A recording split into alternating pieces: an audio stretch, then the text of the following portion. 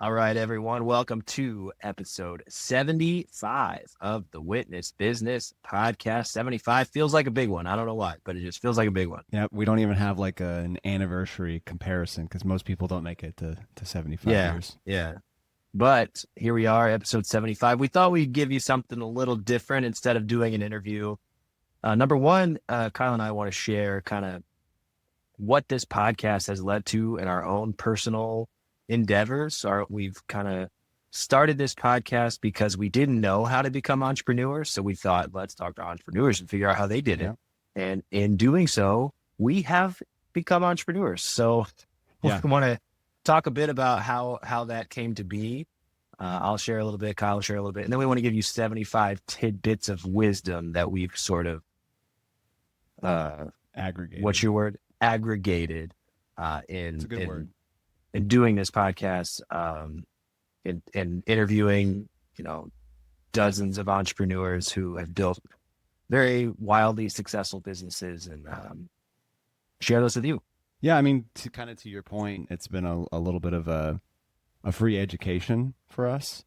I mean, obviously, we've had to put in the sweat equity of getting the interviews and scheduling and everything like that. But it's been really cool to go back through old episodes, and we're trying to pull out these different tidbits to share with you all today. And it's like, oh yeah, I remember when so and so said that, or oh, do you remember when that was shared with us? And so it's been I guess a fun little trip down memory lane, if you will, through these 75 episodes. And it's not a direct one-to-one where we pulled one from each episode, but we want to give you guys something that's of value in a short form, because we know that everybody's attention span is we're in the TikTok generation, right? Yeah. Yeah.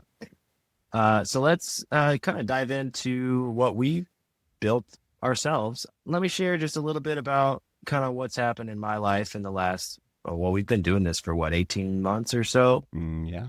Talking Almost about two. it we talked Yeah. about it for several years before we actually did anything with it. So Yeah, we started interviewing January of 2024, I yeah. believe, and we launched like April 2024. So And we yeah, we're talked coming about up it on. in like We 2021. talked about it for 2 or 3 years before that.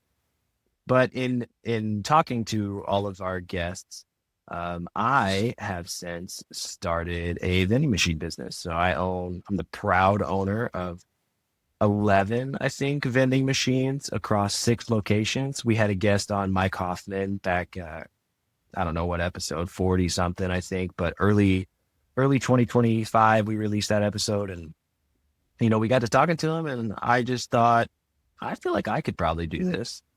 So I admittedly bought my first route. Instead of trying to like convince somebody they needed a machine and then place the machine, I just bought a route off of somebody, which means they had a machine at a location already. I just bought the rights to that machine at that location. It was a pretty bad deal, I'm gonna be honest with you. It wasn't great, but I'm very glad I did it because I learned a ton. And then a month later, another deal came up. I knew how to vet that deal a lot better than the first one.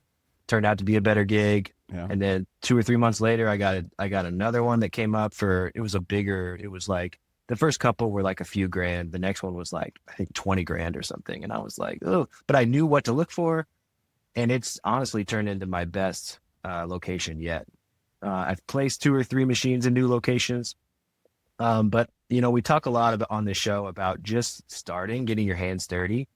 And I did that. I didn't know what I was doing, but I just started, and I've learned a ton in the process. And now I feel like a real vending machine entrepreneur. Well, hold on. Let me interview you here for a second. Like, Oh boy. what are a few of the takeaways that you got from just like mistakes that you made? Obviously, you know what to look for in vetting a deal, but like, what did you learn to look for differently the next time, or what were some lessons that you learned just generally through the process? Yeah. So the first thing is that snacks expire so fast. Like, what the heck? I didn't know that, like, a bag of chips lasts like, and I think Mike Hoffman even said it on our episode that a bag of chips expires in like 90 days. I was like, no, they don't. No, they do. It's like 60 days, really, because by the time you buy it from Sam's Club or whatever, like, they expire so fast. So having one location kind of sucks because you're expecting all of the people at that one location to buy up all of your inventory before it expires. But if you spread it out amongst multiple locations, multiple machines, then it's much easier to burn through that inventory without it expiring.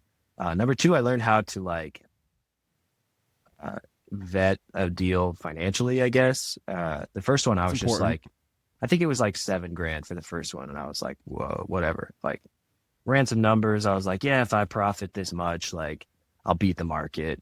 Good enough for me. But he didn't really, I think he fudged his numbers, to be honest. And I didn't know that I could just ask for a credit card reader like statement that they just produced those. He kind of played dumb and pretended like that wasn't a thing. And then I got it. He gave me access to the card readers and I produced a statement like day one. I was like, all right, like this is a lot easier than he made it out to be. So I know to ask for that and I know how to, kind of what a route should go for.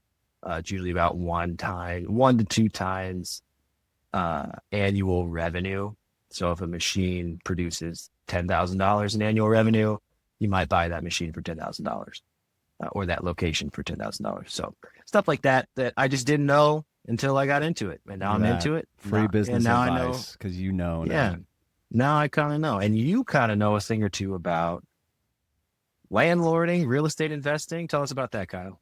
Well, yeah, I mean, so I've talked to you about this probably for as long as you would listen A to me about it. decade, maybe. Yeah, probably. And I'm not normally you're the idea guy normally, but I'm like, what? Because anybody who has aspirations of long term residual income, I feel like real estate is kind of the de facto answer. And so that's something that I had read about and researched and looked at all these different classes and programs and trainings and all these different things. And I guess maybe without taking ownership of it, I had kind of slipped into a little bit of analysis paralysis, where it's like I would look at deals and it's like, all right, and then I would find a deal that I liked, and it was like, okay, well, what if I, how do I then get the capital? And so then you research how to get the capital, and then by the time you research to get the capital, the deal you were looking at before is gone. And so it's just eventually there comes a point where I probably should have, and maybe in the future for another property, we'll do what you did and just kind of shoot from the hip. But as far as really what worked out well was my family was in a situation where we were outgrowing our home at the time. So the home that we owned, we were outgrowing it. And I was like, all right, well, let's go ahead and buy a new home. And my wife said, well, what do we want to do with the previous house that we were living in? It's like, all right, well, this is our built-in opportunity. We've got some equity in it. We've got some time invested in it. 3% mortgage. That does not hurt. That did not hurt. And so we said, all right, well, what if we go ahead and make this our rental property? And, hats off to my wife, if she listens to this, she was supportive in that. And so we started to pursue the road of becoming landlords. Now, full disclosure, I kind of looked at this the way that I have looked at, some people talk about masterminds and free education and things like that. For the first tenant that we secured in what is now our old home that we still own, we utilized a property management company. And I can easily see some people saying, well, that's kind of a lazy way of going about it, or you removed any kind of stakes or personal responsibility from it. But the way I see it is again, full disclosure to you all, the listener, we seed 9% of our profit every month in order for them to completely take care of it. And, I deemed that it was worth it. We have young kids. I don't really necessarily want to be dealing with some of the things that a tenant might need in the middle of the night. And truthfully, in the, half of a year that we've rented it out, we haven't really had any issues. So for anybody who may be thinking, oh, something, can and will go wrong, it might happen. You have to kind of make an informed decision on what your level of risk is. And we decided to seed that percentage so that we could go ahead and have peace of mind. And then with that, I also kind of view it as an education. So this property manager, and that's another thing, is like, vetting your property manager, asking for references. Like you can really get into the nitty gritty on the property manager and ask them about different properties that they've, taken care of, and the success rate and their vacancy rate, their occupancy rate, everything that goes with that. You can ask questions of a property manager, but all that to say, I view it as kind of an education where I can ask them questions so that if, this property management company and I decide to part ways in the future, I've gotten enough information from them and learned enough through the course of time that, yeah, I gave up a percentage of profit now, but I can do it myself in the future because of the knowledge that I've been equipped with. And I think that kind of goes back to the idea of like, hey, I don't have it all figured out right now. I don't have to have it all figured out right now. And I'd rather not put myself in a bad position by trying to put future aspirations and cram it into the here and now because when I'm not equipped for it. So, Amen. all right. So now that we've shared with you all, our experiences to this point, and, obviously we're fielding questions, Kyle at witnessbusiness.com, not saying Social we're all the media, answers. Instagram, DMs. Instagram, yeah. Yeah, we'd love to interact with you guys. But having shared, our experiences to this point, we did want to go ahead and get into those. I guess you could call them those 75 pieces of life advice or business advice, and we kind of broke them down into different sections. And so that you all don't get tired of just listening to one of us read all of these, we will take turns, like the old. I guess can it be popcorn reading if it's two people? I guess it kind of is. It's like a snake draft, but with reading. Yeah. So I'll start us off here, and we'll start in the category of mindset and personal growth. And as Kyle said, we'll go back and forth until we hit 75, and then we'll call it a wrap. So hopefully these resonate with you because these are kind of the things that we've learned along the way, and hopefully that you can take a couple of these, put them in your pocket, and yeah. And I'm not reading 75 them. Numbers, so let's just we'll just plow through them. Ready?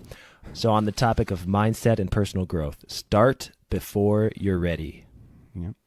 And progress beats perfection every time. Learn to love rejection. It's proof that you're trying. Action cures fear. Always be a student. Celebrate small wins. They lead to bigger wins. Don't chase trends. Build value. Focus on the right things and you become the trend setter. Oh, that was a long one. The best time to start was yesterday, and the second best time is today. Energy and compassion. Nope. Energy and passion are contagious. Bring it to your team and customers. Momentum carries compound interest. Every no brings you closer to a yes. You love this one. Be willing to pivot, not quit. I should have had you read that one. You're never quit. You're Ross Geller off of Friends. Never quit. Pivot. Don't confuse followers with customers. All right, moving on to our next section here. We try to break it up neatly for you. Money and operations. So, if you're keeping track and counting, this is number 14. So, systems will create freedom for you. Track your numbers like your business depends on it, because it does. If you find it's not repeatable, it's not scalable. Simplicity scales, complexity kills. Work on your business and not just within it. Slow down in order to speed up. Keep your overhead low until the market proves you're right. Every business problem is a people problem or a process problem. Pricing yourself low won't save your weak offer. Dang. Follow the You data. like that one? I like that one. Follow the data, not the drama. Oh, shout out to all the non-drama people out there. Time is your most valuable equity. Never stop testing. All right. Onward. Marketing and sales. All right. People don't buy features. They buy what you make them feel. Build an audience before you need it. You love a good mailing list, don't you? Yeah. Email lists. Attention is today's currency. The riches are in the niches. I bet you've heard that one before. Not quite like that. All right. Marketing is just storytelling with receipts. Obsess over the customer journey. Customers don't buy products. They buy better versions of themselves. That they do. Learn to market before you learn to automate. I think that's for you, isn't it? Probably. Your vending machines. Your reputation is your most valuable asset. Marketing gets attention, but delivery builds empires. All right. We classified this next section, people and leadership. And this is 36 if you're keeping track. Your network is your net worth. The partnerships you choose can dictate your future. Hire for character and train for skill. I like that one a lot. Yeah, I do too. Hire slow, fire fast. As an addendum to the previous one. Protect your mental health. It is a business asset. Be the guide, not the hero. The customer is the hero. People tend to follow people and not logos. Ask for feedback, not for flattery. Ooh, that's a good one. Grinding creates luck. That's like it's amazing how lucky you get when you work your butt off, right? We talk about that one a lot on our show. Yes, we do like that one. Your calendar reveals your priorities. Yours is probably pretty screwy right now, though. Yeah, not great. Yeah, newborn life. Yeah, real quick, shout out Steve and Amanda, number 3. Yeah, number 3. And you, not so long ago, 2 or 3 months ago. All right. If you're the smartest in the room, find another room. If you're the smartest in the room, you're probably alone. That was rude. I wasn't directed at you. I just meant generally. Ask better questions and get better answers.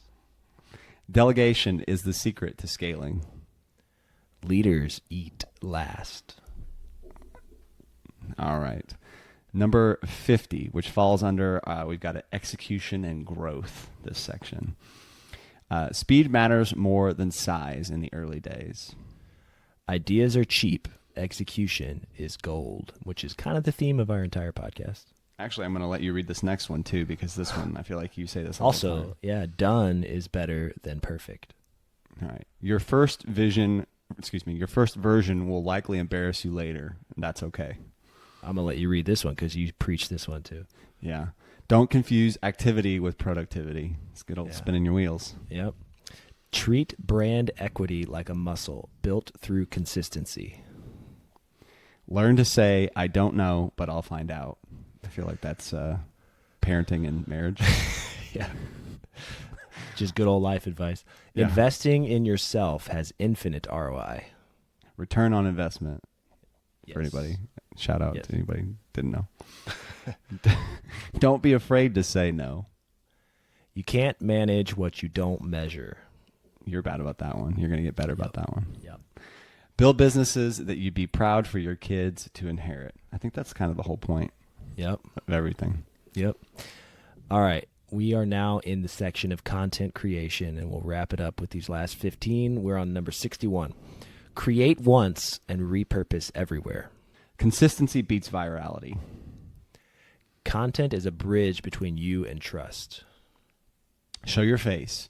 Reminder, people connect with people and not logos. The best content teaches, entertains, or inspires. Bonus points if it does all 3. Don't chase the algorithm. Serve your audience. Documentation beats creation alone. Share the journey, not just the highlight reel. Short-form content grabs attention, but long-form content builds authority. Post imperfectly. Silence won't grow your brand. The comments section is free market research. It makes me think of Mike Perry every time. Yeah. Episode 2. Content without a call to action is just noise. Stories sell more than statistics. Your audience doesn't want polished, they want real. Make content that your future customers would binge watch. And then setting you up for number 75. Take us home. And finally, 75 episodes in, we've learned that building businesses, brands, and content all comes down to this.